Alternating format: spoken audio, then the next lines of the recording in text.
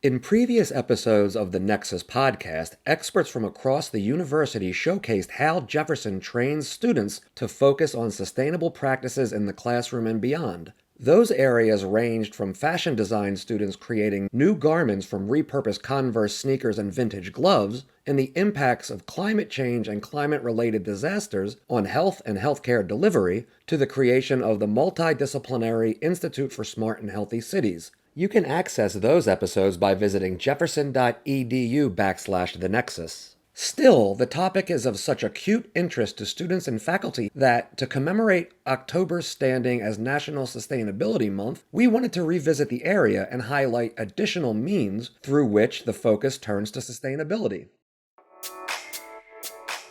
In this episode of the Nexus Podcast, you will hear from those who established our College of Architecture and the Built Environment as one of the earliest architecture programs to zero in on sustainable design as an area of focus. You'll also hear from folks at the Canbar College of Design, Engineering, and Commerce who, upon fielding requests from students interested in learning more, are in the second year of offering an Introduction to Life Cycle Assessment elective, which applies sustainability on a more granular level.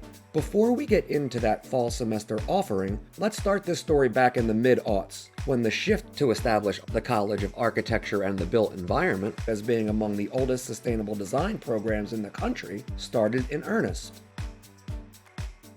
Hi, I'm Barbara Klinkhammer. I'm the Dean of the College of Architecture and the Built Environment at Thomas Jefferson University. We founded the Master of Science in Sustainable Design program in 2007. The program was initially opened in 2008 with the first cohort coming into the college and has ever since graduated almost 400 students. So we have had a significant impact on the communities, neighborhoods, and cities where these graduates today serve. Dean Klinkhammer noted that the program was co-founded by former program director Rob Fleming and current faculty members Chris Pastor and Rob Fryer, the latter of whom you'll hear from about an innovative master's program later in this episode. The program itself was envisioned by the country's top sustainable designers and experienced sustainability professors in the architectural fields. We created an award-winning transdisciplinary and collaborative design program that has won many awards throughout its 16-year existence. It's a program that is focused really on market-driven solutions for students who want to become leaders in sustainable design and better serve our society today. Out of the program, not only came our graduates who are impacting societies around the world, but also a number of publications that came out of the writings, research, and two really important books used around the country as textbooks by other sustainable design programs or by professionals to really impact their designs. What was the mindset behind the implementation of this? The United States was different than European countries at the time who really had a much earlier understanding of the impact of sustainable design on the profession and society. This sounds really, looking back today, very obsolete, but in 2007, climate change was understood by scientists that it was going to happen, but climate change was not recognized in a way that it's recognized today by broad society and by politicians. So in 2007, we were one of the first universities in the country that founded this new program, and it immediately took off in a great way. We had a number of students entering the program that after graduation started to particularly impact Philadelphia and this region in the beginning where most of our students came from. So the city of Philadelphia, a lot of the community development groups, etc., actually were the ones who hired our graduates. We immediately started to impact the thinking of these organizations. This is really a time when officially politicians and the world really started thinking about sustainability as a major force to prevent catastrophe and to make the life of billions of people better life or create better lives for them. We were really ahead of the curve. Our program was created at the right time. It took off really quickly, and we are still a program in the United States that has one of the best reputations as a program educating future sustainable designers. What is the importance of sustainability in design? I want to give you a couple of numbers from some reputable websites, one of which is Architecture 230. If you think about the global building floor area today, or in the early 1920s, that building floor area is going to double by 2060. According to this website, 2.6 trillion square feet are going to be added to the global building stock. That is adding an entire city like New York every month. That's really huge in terms of what the amount of infrastructure, buildings, particularly buildings we are adding to this world. A lot of it has to do with the urban areas growing really rapidly, particularly in the global south, cities really growing at a rapid rate, and people flocking to urban areas. If you think about the impact that building and infrastructure projects have on CO2 emissions, it is actually the largest factor. Building and infrastructure projects with operations and embodied carbon contribute 42% to annual global CO2 emissions. Now, put that in comparison to transport or industry. Transportation is only 22%. We're talking about e-cars all the time, but really, if you look at buildings and the CO2 emissions that we cause through the operations and through the embodied carbon, particularly of some of the materials like cement, iron, steel, and aluminum, which are high energy materials, our industry really affects at the highest level CO2 emissions. We all know that CO2 emissions drive climate change. It drives the rise in temperature around the world. If we can, as an industry, lower the carbon emissions, we would probably have one of the strongest impact on the total CO2 emissions. That's really where the importance of understanding the building process, the operations of buildings, and the materials that we use. It's not just the actual design of buildings, but it's also the operations of buildings, the ways we can save energy through sophisticated or highly effective heating and cooling systems that don't use fossil fuel. Those numbers really show you how important it is for our students and for professionals to understand the implications of our industry and what we need to change.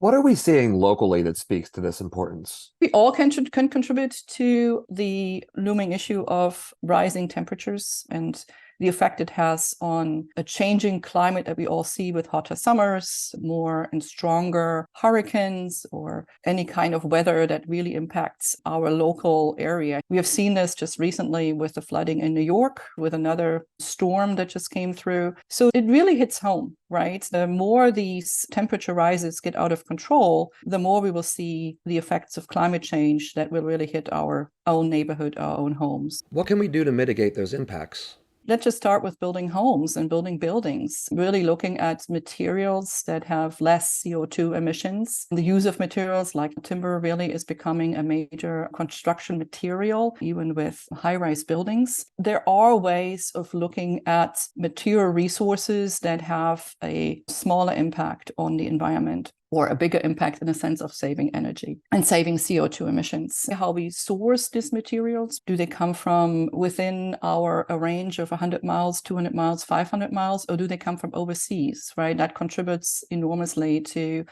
total life cycle CO2 emissions of a building. It goes really into detailing of how you design a building, how much energy is let into the building, how much energy does a building lose during cold winters, during summers, how does the sun penetrates a building, heats up the building inside. So they're all measures of how we can think about this. Architects here have a really deciding role, but also in the discussions that we have with clients, we really have to bring these up as important, maybe sometimes expensive mitigations, but they're important over the lifetime of a building. When taken into consideration, you can easily do the math to actually find out how much energy do you save over a long time. There are many ways today to also look into the actual use, where the energy comes from that each of us is using. There are federal programs, there are Pennsylvania programs that allow you to use renewable energies through your local utility provider. How about on a larger societal scale? There's a lot of other things that I think are important is the expansion of public transportation, safe public transportation, to avoid having cars and other fossil fuel transportation systems in city and using more energy efficient transportation systems. Biking is another option as long as the city provides safe biking and biking lanes, which I do believe are really important in cities like Philadelphia that allow individuals to use alternatives to using the car. Are there any plans for the program going forward? Are you envisioning any sort of inclusion of different focuses brought in as it establishes itself deeper? We revise programs on a regular basis to really make sure that we include contemporary issues and challenges that our students need to know. We really have the program structured in a way that individuals with different ways of being able to participate from locally, regionally, or far away can actually participate in the program and graduate from the program. I'm also very happy about the increased international reach of our program. When we started, we were mostly a local regional program. Today, we are a national, international program that really reaches far beyond the borders of the United States. The program has won a lot of national and international awards. It's not just our program, our students winning awards. We just hired a new faculty member. So I'm very proud of Professor Siglinda Roberts, who joined us, who has been a co-author of many of the books that Professor Rob Fleming has co-authored with him. So we're very happy to have her on our faculty today.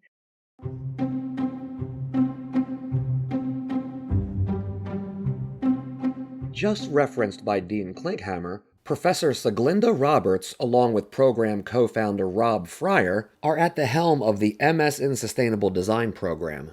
Both sat down recently to discuss how bigger picture issues are addressed in their courses. They also went into detail about the courses themselves. I'm Rob Fryer. I'm the director and professor and co-founder in the MS in Sustainable Design program. I started here in a different role 19 years ago, and I've been a professor for 17.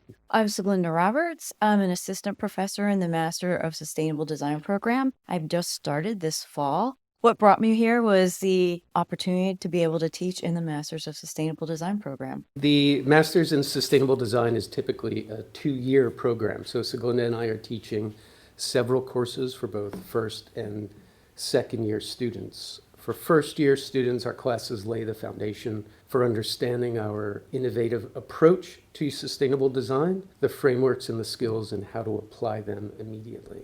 The second year, we usually go into studios where we take the strategies and the principles that we've talked about in the first year, and then we apply them to multiple scales of sustainable design, from the individual scale through the building scale up to the urban and social scale. 601 is a foundational course from the first year. It really helps students get a broad view of what sustainable design is and to learn to think in a more comprehensive and inclusive way, and also to understand that there's decisions and anything, their design solutions have a long-term reciprocal effect on society and the environment for many years to follow.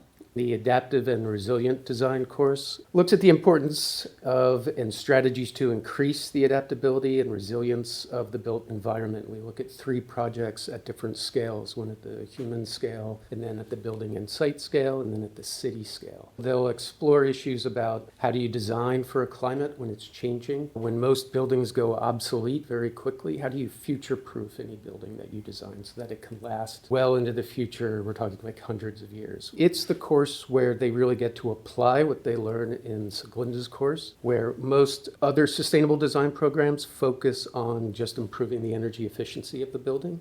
That's a part of it, but it's not sufficient. We need to look at other perspectives, such as what's the experience? Are we creating a design that can subjectively influence people, improve their well-being? Can we also relate to the culture and context? Because we know if buildings are either not beloved by the community or don't serve the community, then it doesn't matter how energy efficient they are. They're not sustainable. That's part of what we teach. The other part is because all of sustainability works across scales. What you do, for example, in a building will impact what's done around the site or vice versa.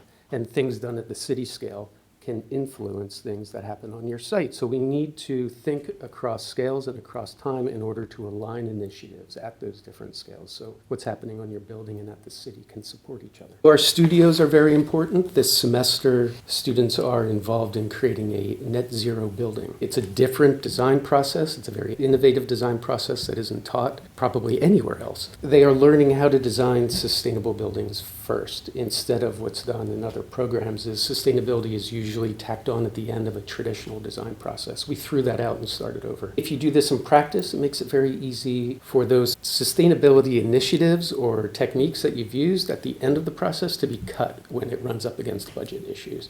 But if it's baked in from the beginning, huge cost savings to implement them because everybody's working towards the same goals of trying to make sure that the sustainability portion of the project carries through. Really, we see sustainability as excellent design. We put sustainability first and then move into a traditional design process. The way we talk about, the way we deal with sustainable design is really that Rob had said before, it's way more than just energy efficiency. It's really considering all aspects of human life and society. And so we all are individuals, we all live in a society, we're all very much influenced by our society, but also part of sustainable design and creating an environment not only from the earth, but from what we live in, from a culture, is all sustainable. If everybody isn't allowed to be the best they can be, then none of us are going to be the best that we can be. That's why we also address the social aspects. Understanding and connecting with the culture that you're in, which is very different across even our city, let alone the United States or the whole globe. That's how we really can start to meet people where they are and help them to be more sustainable. As far as professional development, one of the reasons that we started this program in 2007 was because we saw a real need to affect change. We're up against a lot of urgent issues, climate change, flooding, and urban heat island effects, which are costing lives in the city. We have several courses during the year which teach them specific skills that make them very attractive after they graduate. Things like being able to calculate the life cycle assessment of materials, being able to simulate building performance in several different software programs. But what we're probably most proud of is with our thesis courses. We have, as part of the vision of the program, that because of the urgent issues that we face, we need to create change agents. The status quo can't continue, and we feel that very urgently. So we use the thesis as a launch pad for their career after graduation. We've had probably 10 to 15 successful businesses launched through the thesis sequence. We've had students use that to change their careers, because not all students have a design background coming into the program. Or if they do have a design background, they're able to continue in that career course, but find employment at higher rates than others and also find very prestigious positions. So we're proud of that. But we specifically design our thesis in order for people to have a successful career afterwards and to prepare them for that. What are we seeing locally that speaks to the importance of this educational track? We've seen, for example, in 2011, Hurricane Irene, which was the worst flooding in Philadelphia history for 140 years. And just 10 years later, we had Hurricane Ida, which broke those records. So we've seen a transition from 140 years to breaking records to just 10. So there are extreme weather events that are becoming much more frequent. We see flooding issues. We have a combined storm and sewer system in Philadelphia, which causes a problem. And so we have stormwater system issues, which the city has been addressing through its green infrastructure program. There's also, as I mentioned before, some loss of lives due to the heat island effect. And there's also just generally a large loss of biodiversity because of the change of land use due to development. We also were talking about heat island effect that happens again from increased development or more impervious surface. And then also social inequity, access to food and access to higher education or jobs, and the downward spirals that can happen when generation after generation don't have access to the things that we would consider standard. Locally in Philadelphia, we see a huge difference between what sort of amenities or even what the streetscape looks like, depending on what neighborhood you're in. It obviously hits those who are less well off compared to the affluent neighborhoods. And that's where, for example, with the heat island effect, most deaths occur because they're in less efficient buildings, unable to afford the increased costs for cooling. And we see the same thing happening in winter, where it's sometimes difficult for people to afford heating. And that's all due to the design of the built environment. There's growing supporting findings that things like exposure to trees or green space affect us in a physiological way. They affect our health and our well-being and the efficiency of our bodies without us even knowing it. There's a big difference between the affluent neighborhoods, the number of trees, green space and availability, and the areas that aren't. Are you seeing students come to Jefferson specifically for this line of academic pursuit? Absolutely. They're very attracted to the transdisciplinary nature of the program. On faculty, we have interior architects, engineers, landscape architects, urban planners, and it takes that kind of transdisciplinary effort in order to have a truly integral, sustainable design at the end of it. So that's one of the major things that attract students. Also, one of the things that they value the most is their ability to think critically. We give them the ability to discern whether or not claims, there's a lot of what's called greenwashing, which are false claims about something being sustainable. So we start them off in the first semester with some tools to start to inform their own experiences and intuition in order to look at claims made by other architects and designers about sustainability and to think more critically about it. When Rob was talking about what makes our students attractive, being able to think critically and in a comprehensive way is also something that is very valued because they can go out into the profession and they can really see and evaluate a problem, because until you do that, you're not going to come up with a really effective solution.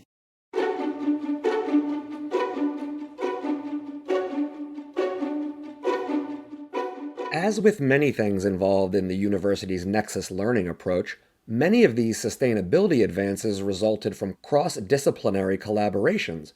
In this case, CABE and CANBAR teamed up. Hi, I'm Ron Kander. I am Dean of the CANBAR College of Design, Engineering, and Commerce here at Thomas Jefferson University. I also serve as a Senior Associate Provost for Applied Research. Can you tell me a bit about the evolution of sustainability research/academics at Jefferson, namely CANBAR's role in teaming up with CABE years ago? The sustainability and life cycle assessment and circular economy discussions have been going on and off for several years. Obviously, students are very interested in this topic and how it relates to their various majors. There's a sustainability focus in CABE on the built environment and sustainable systems at their scale. And in our college, there's a focus on sustainability and sustainable systems at more of a product and services scale. We got together when they formed the Institute for Smart and Healthy Cities because one of the focuses there is to attack smart and healthy cities at all spatial scales. Thinking about it from the CABE scale of entire cities and city infrastructures, all the way down to technologies and systems and products that might come out of my college that could assist in that endeavor. That really speaks to Jefferson's Nexus learning approach, where cooperation amongst colleges comes into play for a more well-rounded education. That's absolutely true. But the topic specifically of sustainability is so multidimensional that really the only way to address it is across multiple disciplines. It's not a topic that you can look at with blinders on. I describe 4 dimensions of sustainability that you have to consider simultaneously. Technical sustainability, is a product or a service sustainable technically? But those technologies, you have to realize, exist within economies. So systems have to be economically sustainable. Those economies exist in societies. So you have to have social sustainability elements. And then those societies exist on the planet. So you have to have the environmental sustainability. A lot of people think of the word sustainability to mean environmental sustainability. But unless you have performance, profit, people, and planet, if you do all 4 of those, then you actually have a truly sustainable system. You could have the best environmental solution in the world. If it's not an economically viable solution, you're out of business in 4 nanoseconds, you haven't impacted the problem. What do you think about sustainability is so appealing to students? My half serious, half joking answer when I talk to the students is that when I was their age, we were being told in the 1960s and 70s that conserving the planet for the next generation is an important task that we had to do in order to sustain all the water, air, and solid waste and taking care of the planet so that rivers didn't catch on fire like they did back then. I tell the students, we tried and we blew it. Swing and a miss on my generation's part. So it is now being their responsibility to try to solve the problems that we didn't solve in my generation. But seriously, they see that the impacts of neglecting these problems at the planetary scale are going to hit reality in their lifetime. People of my generation, I'm a end of the line baby boomer. I'm at the tail end of the baby boom generation. Yes, we'll see the effects, but we will be long gone before this becomes a critical problem. Whereas the students today, it will be in the middle of their lifetimes. They know this is something they have to address. They care about it. And to their credit, students today are more interested in careers that actually have an impact on society and the planet, as opposed to, I have to make money. One of the common phrases that I've heard is that baby boomer generation, we lived to work. This generation works to live. They understand that their job has to make their life better. They care about it from that point of view. What I love about it is it's so interconnected and multidisciplinary that as an educator, it is a great vehicle to get the students excited about learning the basic things we want them to learn. The basic information we have to teach, you have to find a hook, a problem that a student is excited about to make them want to learn, in our case, the math or the science or whatever, to solve a problem. So it's a great subject because they care about it and we can easily connect to that in order to teach the things we need to teach. I'm Gen X, and I think my generation blew it as well. We were pushing it in a better direction, but I think the politics of the day tamped down and our just detachment. You bring up a really good point, though, because one of the things I do talk to the students about seriously, because this is such a big problem, they can get frustrated that it doesn't move fast. If you look at at least in the United States, our political system, it typically takes 2 generations to attack a problem. Look at seatbelts, look at smoking. So you have a generation that acknowledges it's a problem but doesn't do anything. And that's sort of us, me. Then there's you guys who acknowledged it was a problem and started to try to figure out how to solve it, but couldn't. And then the next generation is the one that now takes those ideas and actually starts implementing things. That's one of the hidden beauties of being an academic and being at a university. If you look at the news headlines, it's easy to get disgruntled and lose hope. But when you're around these 18 to 25-year-olds that I'm around every day on campus, and you see what they care about and what their capabilities are, if these are the folks running the world when I'm retired, I'm good with that. This maybe sounds cynical, but you don't need the entire world's population. You need 10 or 20% of the people who are going to step up and lead and care, and everybody else will follow. If we've got that 10 or 20% coming out now, they'll take care of the world. Talk to me a bit about the graduate introduction to life cycle assessment. It came about because of student interest. The graduate students collectively asked for it. That's why I chose to develop it. They heard many of us talk about the topic in various classes, and they just said, we want a course that focuses on this skill. I start with the concept of sustainability. That goes back in the US to, well, even in Europe, where it started earlier, to the 1980s is where that kind of started with some reports in the EU. And then in the US, it was, I think, like 1999 that we had the first federal government report. So there was a US report, there was a World Commission that started to really define this idea of sustainability. And like I said earlier, I think about it on those 4 dimensions: technical sustainability, economic sustainability, social sustainability, and environmental sustainability. With that as a concept, then the second sort of wave of information that started to enter the lexicon is circular economy. The circular economy was defined by EPA as when you have a systems approach that allows you to take processes and economic activities and make them as restorative and regenerative as possible so that they're completely circular and you completely minimize or eliminate waste from the system. There are economic benefits to that as much as there are environmental benefits. Then I get to life cycle assessment, because life cycle assessment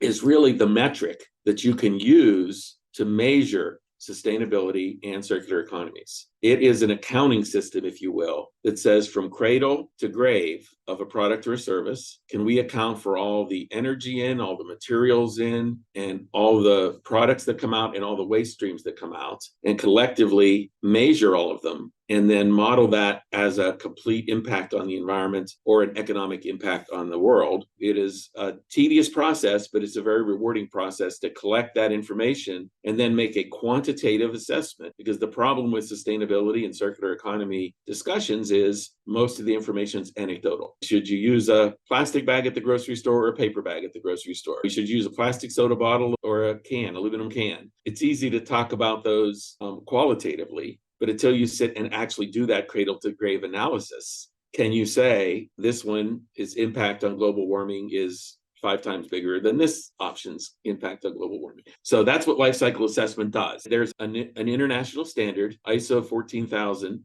set of standards, and ISO is the International Organization for Standards in engineering and other industries. They have a 4-step process that is a goal and scoping step, where you obviously set the goal of your project, the scope of what you're going to look at. Are you going to study from raw materials to when it leaves your factory? Are you going to include the use? Are you going to include the disposal? What's the scope of your analysis? Then you do what's called a life cycle inventory, where this is the tedious part, you go gather all of that data. How much energy is going in each step, how much material is going in each step. The third step is it goes into the software, and the software organizes that for you and uses databases of impacts to say, if I use this much energy and it's coming from a coal-fired plant, for example, what does that relate to in amount of global warming gases that are released or whatever? Or if I'm using that truck to transport my product across the country, what does that mean in terms of total energy that I've used? It does all that impact assessment for you and gives you a readout of not only all of those impacts, but at which step in the process are they occurring? Is it happening from the material? Is it from the manufacturing? Is it from the transportation? Is it from the use? And that's important because that's how you make rational decisions to improve the product. Maybe your company says, oh, if we use more fuel efficient trucks, we would save greenhouse gases in our company, and that would be a good thing. But you might do an analysis and realize that 5% of your total impact is coming from your transportation step. 95% of it's coming from your manufacturing step. So don't spend your time doing that solution. Go spend it where you're actually having an impact. And then the last step is an interpretation step, which is the very difficult part of saying, how do you trade these things off? How do you interpret what it actually means? So what if I have 2 scenarios to make my product? Scenario A creates more global warming gases than scenario B, but scenario B releases more carcinogens than scenario A. So now how do you put a relative value? Which of those am I going to value more than the other? Is it the human impact? Is it the global impact? That's where policy comes in above science and economics even, is as a society, which of these do we care about the most and why? As you can imagine, the class is really fun to teach because it's forcing mostly engineering students and science students that are in my class to have to realize that the best engineering solution is never the best solution. There's always economics, politics, and social impacts that are going to attenuate that solution and make you have to make compromises. And that's hard for students to understand. How do you make that final decision? That's where a broader systems level thinking really comes in. And that's one of the things I focus on in the course. For example, the discussion about whether electric vehicles versus gasoline powered vehicles are a better solution for transportation and mobility, right? You figure out really quickly that electric vehicle is not a zero emission vehicle because all of the materials it takes to make it, the lithium you need to make the batteries, you're going to have to dispose of those batteries at some point in the future. You have to generate the electricity somewhere. Are you doing it at a coal-fired plant or a natural gas-fired plant to charge those batteries? So the life cycle of both of those products has impacts on the environment. But if you're a true systems thinker, you can back off and say, the question is really not, do we drive electric vehicles versus gasoline vehicles? It's what is the long-term mobility solutions for us as a society? Is it more rapid transit? Is it rail systems? Is it better bus systems? Is it urbanization so that people don't have to travel as far? What are the broader level solutions on mobility? I think the easy answer for that would be just do what Europe's doing because they're so far ahead of us. The good news is the reason that Europe is ahead of us is all of these techniques, circular economy, life cycle assessment, sustainability metrics, started in Europe. They're about 10 or 15 years ahead of us on this topic. They have incorporated those techniques into their policy decisions. And that's why you see the direction that they've gone in some of those things. And there are legislations that force companies to do things that we don't have yet in the US, but they are an example of where we can end up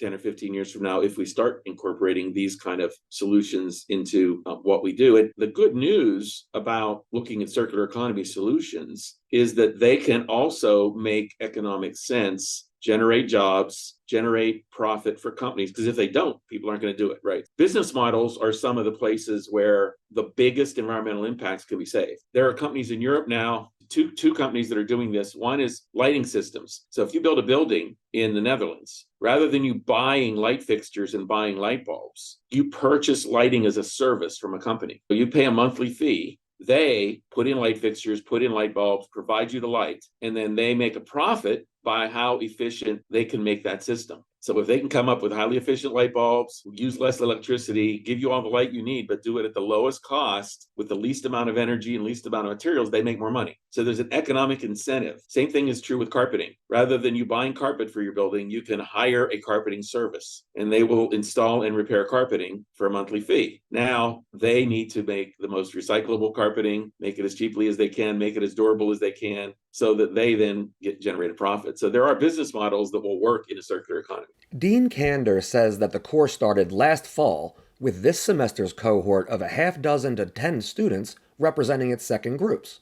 The student response to the course has been amazing. I have many writing assignments and reflective essays built into the course, in addition to having to learn and use the life cycle assessment software and actually do analyses themselves. This is an elective, but it's attracting the students who want to think about this problem on both of those dimensions. That's a person who's willing to learn how to use a software package and go in and plug in the details and get detailed quantitative answers, but is also willing to back off and write a reflective essay about the impact of some of these problems on politics, on laws, on business models, on social sustainability. As you can imagine, leads to the most exciting and interesting conversations in class. This course meets for 3 hours, 1 day a week on Wednesday evenings. You'd think that it would be difficult to sustain the energy in the room for 3 hours at night. And we never leave the room dragging. We leave the room like having to stop because of the clock. They're voting with their feet, they're voting with their minds, they're voting with their time, that this topic is resonating with students, which is a good thing. To learn more about this and other Jefferson stories, please visit jefferson.edu/the Nexus. Today's interviews were conducted by Brian Hickey with production support from Dan Bernstein. Thank you for listening.